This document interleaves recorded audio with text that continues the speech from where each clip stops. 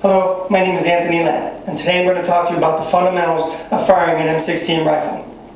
As a member of the Armed Forces, or even if you considered a career in the military, how many of you thought it would have been possible to actually fire a rifle for qualification, or even have to maybe use it to defend this country's freedoms?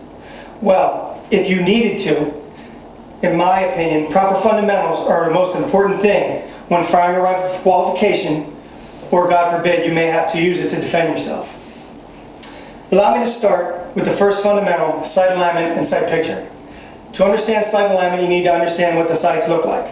The rear sight on an M16 is nothing more than a round peep sight. Peep meaning you can look through it. The front sight is a post. It looks like just a post that would stick up out of the ground.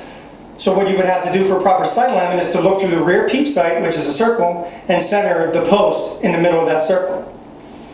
Then you have proper sight picture. Sight picture is taking your proper sight alignment and putting it on the target you are going to shoot at, or, God forbid, the person you may have to shoot at to defend yourself. So that's proper sight alignment and sight picture. Now we're going to talk about proper grip when holding the M16 when you fire it. Your front hand on the handguard, we'll say, is your non-firing hand. Right-handed, it would be your left hand, and if you're left-handed, it would be your right hand.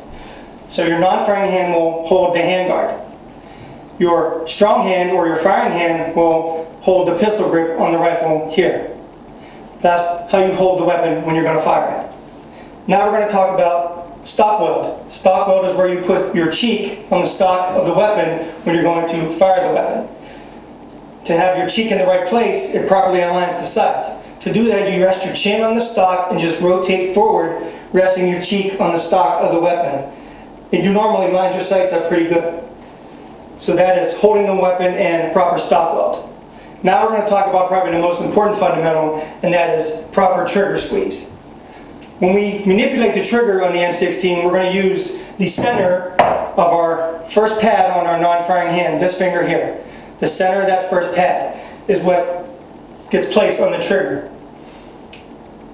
Next, we're going to talk about manipulating the trigger. So once you know where you're putting your finger on the trigger, when we manipulate the trigger, we pull it directly to the rear.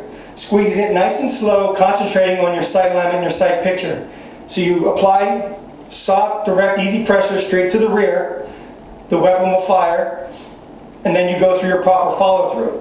Basically, fundamentals of this weapon when you're shooting it, it's like a checklist. Sight alignment, sight picture, proper grip and stock weld, and then proper trigger manipulation. Basically, if you're successful at all that and run yourself through that checklist to accomplish proper follow-through, you should be successful. So hopefully, if you apply these fundamentals I just explained to you, the next time you have to qualify in the rifle, or God forbid have to use it to defend yourself, you will be successful. And I thank you for your time.